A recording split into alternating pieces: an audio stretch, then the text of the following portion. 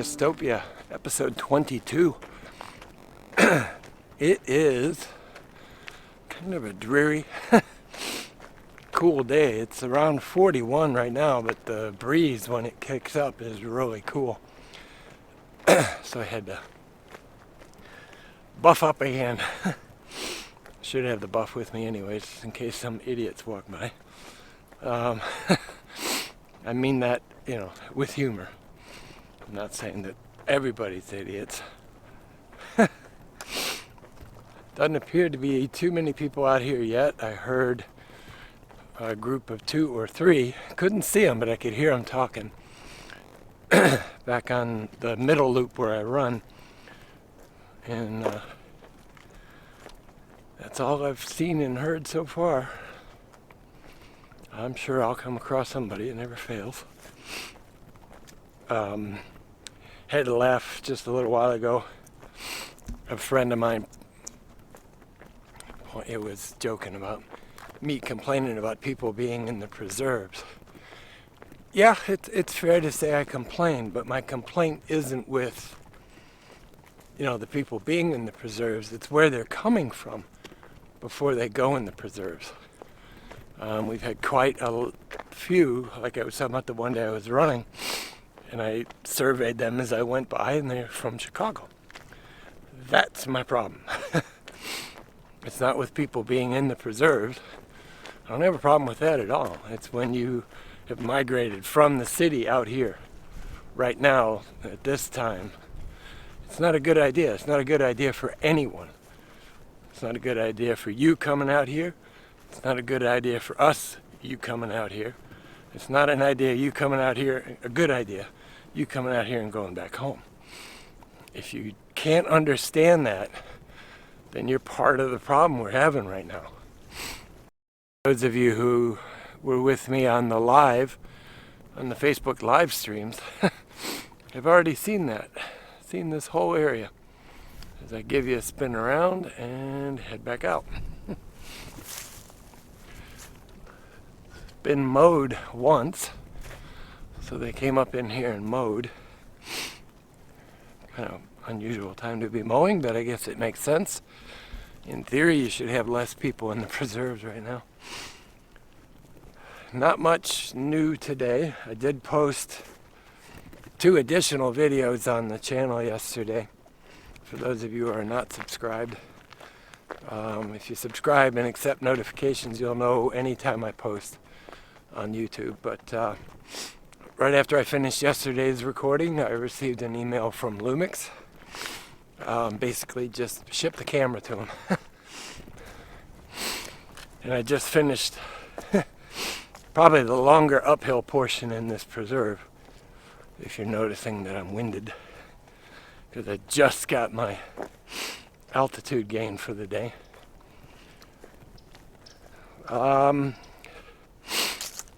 Other question that came through private message on Facebook was, had I thought about doing Patreon? First off, there's not enough content there. There's not enough subscribers. Patreon is definitely something I could look at down the road if we get to that point, because then it kind of becomes the PBS model. And then Jeff also asked me if I had subscribed to any channels by using Patreon. And I do have 2 channels that I support. It's $2 a month, it's no big deal. But in their cases, both of them are, one is a van life couple, and the other one is an Australian, I guess the off-road channel. They do long adventures across Australia. And since Australia is still on my bucket list of places, and I like the quality of his videos, I figured, oh, there he is. I don't know if I can get him on the camera. So he's by that big tree right there. Wait, that one. That one right there. to the right of it, so I need to come back over this way. You can make out a dark log moving across. Right on the other side of that log is a coyote. I need to find a better camera app for recording this. I heard him kind of move across, and that's what made me turn around. But yeah, I need to find a better video app where I can switch the camera while I'm recording. And then I could zoom in on them. Arguably using the Lumix when it's returned for something like that would work much, much better. Because then all I have to do is turn the camera around and use it as a DSLR and zoom in and show you. But once the Lumix is back, hold on. Couple of sisters. All right. It was so funny when they came up. I was like, "The hell?" Twins, older than I am. I forgot. Oh, so the YouTube channels and stuff. But yeah, so Patreon it's a thought, but that's way down the road. Well, now we got a little bit more sun coming out. That'll stay broke for a few minutes, and then the next batch of clouds will come over. It's actually nice when the sun's out, but when the sun's going, it gets a little cool, a little chilly. This is another really pretty spot on the trail in the fall. This one you can actually, when it's, well, even in the summer, I'll come back out and try and get some shots of it. This is another spot where you can see crown shyness in trees. You know, they don't actually touch each other. I remember noticing that last fall, or right before fall, right before the the colors changed. You could look up and just see the crown shyness, the clean lines between the trees where they're nowhere near each other.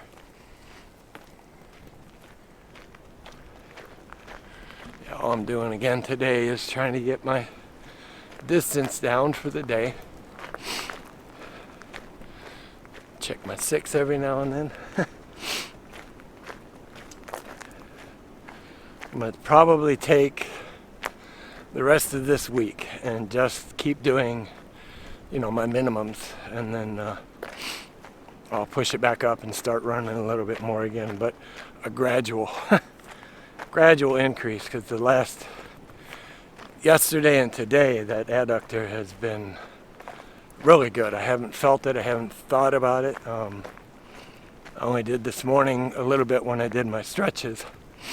I could feel just the slightest tinge, but it's much, or twinge, but it's much, much better than it was. So I think that's going to be the trick, is I just need to keep resting it and putting some heat on it and stretching, and the massage with the ball, that little mini orb. That thing's worth its weight in gold, like I was talking about. You come home after walking and you just roll your feet on it back and forth on that ball. Every time I do it too, I laugh because I think about the line from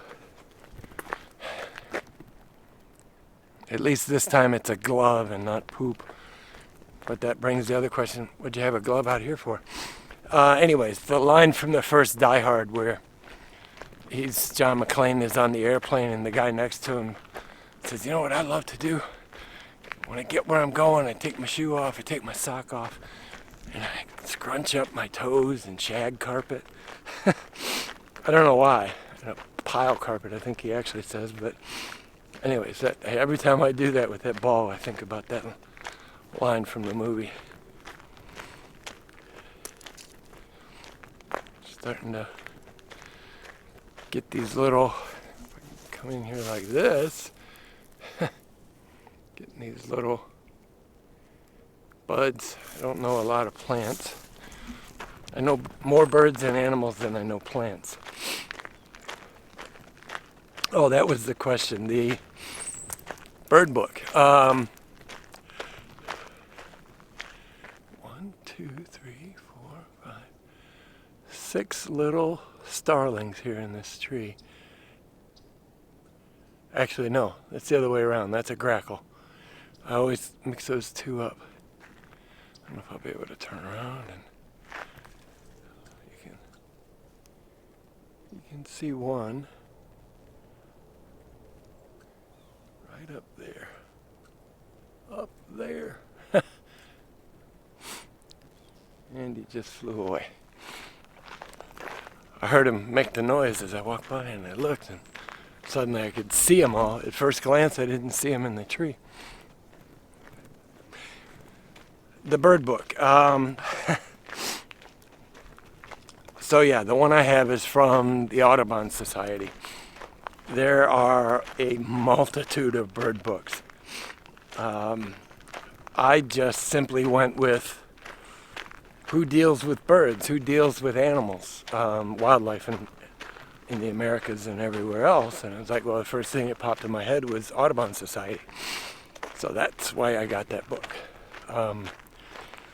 I have multiple wildlife books. Can't think of any of the names off the top of my head. One of them is a thick, heavy book. You might as well just say it's a coffee table book, because it's not one that you're gonna haul around with you anywhere. And then I have several smaller ones. I need to get those back in the van. I did add the Audubon book, the warm water fishes in North America, and then I have another one that's specifically geared more towards, I want to say cold water. It's not really cold water per se, but more towards northern waters. So it includes trout, pike, muskie, eels, just more fish you would see up here in the cooler water. Can't really see it too well, but that's Horseshoe Lake.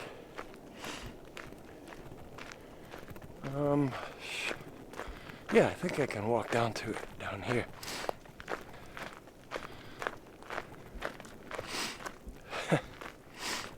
Up at a spot on the trail that I'm not a fan of this intersection here on the trail. This is where I almost got run over by a mountain biker. But yeah, I'm trying to remember. I think right up here there's a trail that leads down to the lake. And I guess I should double check if this is Horseshoe or not. I believe it is.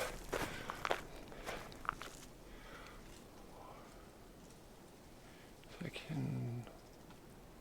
Yeah, horse collar, not horseshoe. Horse collar. So this is another one of the sloughs. So those are, if you don't know, sloughs are lakes that are carved out by glaciers. This whole area is full of sloughs. And here is that little trail. So we'll take you down here, and I'll go take a backwards view so you can look out over the slough. Oh, and there's a big heron out there too. The heron, there he is. He's kind of out on that point, right straight out my finger. Geese and mallards, drakes, Canadian geese. I see some others, but I can't, they're too far away. There used to be a big beaver lodge in here. It was down, so there's this middle island right here. It's funny how your view kind of changes with the camera, but it used to be on the right hand side of the island, about halfway down. And it's completely gone. I've never seen one just disappear, so I'm not sure. Was that one removed by the county, or I don't know, maybe somebody knows. Did they disassemble a lodge and move it? I can't imagine a beaver doing that. All right, so we got almost to the steps, so I'm going to turn around and start heading back. Hey, welcome back. We're back in the lab. I actually like that term, calling the van the lab. I think that's very appropriate. And then when I'm at the desk, we'll just call that the bench, because a fly tying bench, an electronics bench, you know. So that makes sense. So the van is the lab, even though its actual name is Fernweh. Again, that means wanderlust in German, which I think is a very fitting name for the van. But yeah, we'll call it the lab when we're doing stuff like this. Yesterday I was talking about this cargo net and trying to figure out the best way to mount it in the van, because I don't want to take up a lot of headroom, but there are also no grab handles. The common installation for these in most vehicles is to a grab handle on opposite sides of the van. So you can see this stretches out really. I mean, I'm up over 3 feet now. And what I came up with was actually these. You might remember there was a magnetic ball on here yesterday. The other one's up there with the light on it. If I get a hold of this and get it down again, I need my little tool, which is up in the front. But anyways, trust me, it comes down. It's about 2.5 inches long. Is to find in the service manual, or maybe just ask Ford, the diameter of that bolt, and just use eye bolts up in these. There's 2 holes at the back, or 2 at the back. Actually, there's 3 at the back above the door. 1, 2, and then the other one's over there. And 2 right up here. 1 there, right there, and 1 right there with the light. And just thread in those eye bolts, and then just use those for the hooks. It does give me an advantage, as at the next level there is still 3 inches above. So where the cross beam is here, it's from here to the actual ceiling level is about 3 inches. So it gives me clearance above the net once I get it up there. And again, that's just to keep soft goods. The box type net, I don't really think is going to work for the way I want things in the van, only because the best place to put it would be curbside on your side where you're at now, down the middle, but I also want to keep the rods over there. So this would become an obstacle to make sure that you don't click the rod through it. It would work and still have room over here, but I actually don't have that many soft goods. I mean, in reality, what do I want to keep up there? My pillow, a blanket for warmer months. I just want to roll them up, throw them up there so they're out of the way during the day. So yeah, I'll go with the smaller net and then make that modification there. I did remove 1 strap from this side. So now I just have this single gear strap here and then the one down the other side. This one again is just going to be used for lighter items, because again I'm sleeping on this side, so I need to have as much room as possible. So my pack will actually hang over here by this sliding door. It is the other thing I love about the Transit Connect. It has a sliding door on both sides, so access in and out is fairly straightforward. So yeah, my Bluetooth speaker is behind you guys on the there's a little window well right here. It's over there on the window well. That works out really good. So that side will become the entertainment center. Jeff, I laughed at your comment, you know, what's that behind you, or what's that over there? You couldn't make out the tablet. That's fine.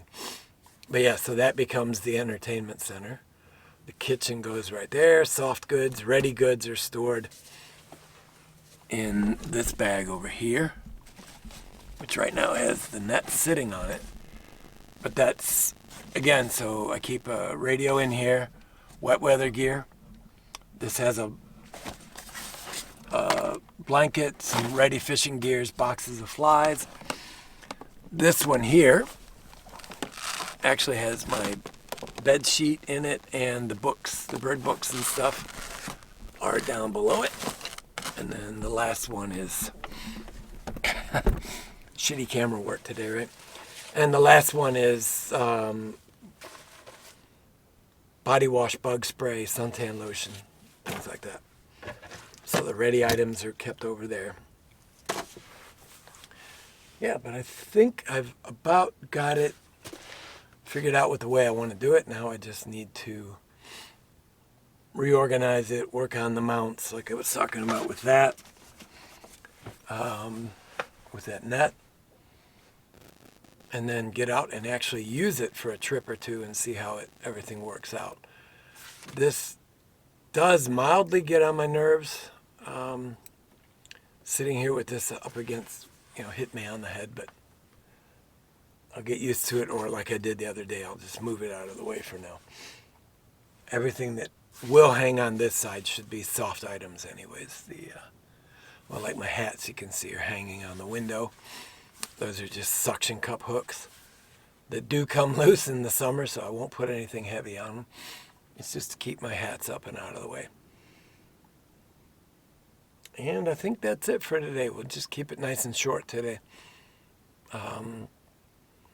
Tomorrow I will probably start on the Raspberry Pi stuff. We'll do a quick just, what is it, what's its purpose, talk about a couple use cases, and then in the following days we'll actually start putting one together and start loading it up.